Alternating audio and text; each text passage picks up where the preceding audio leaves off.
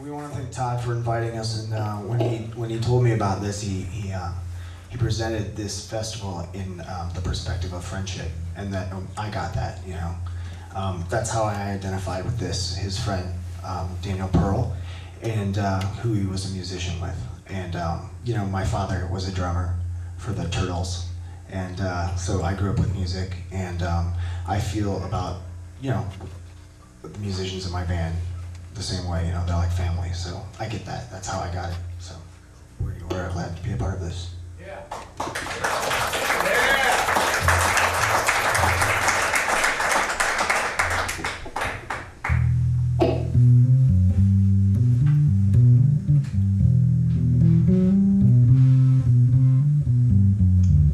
As you're lying there testing my resolve, my mind is clearing.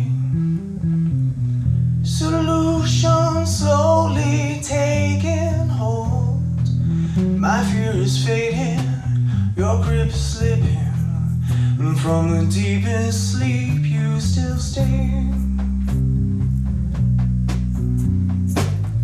Your illusion of innocence deceives and clouds my reason,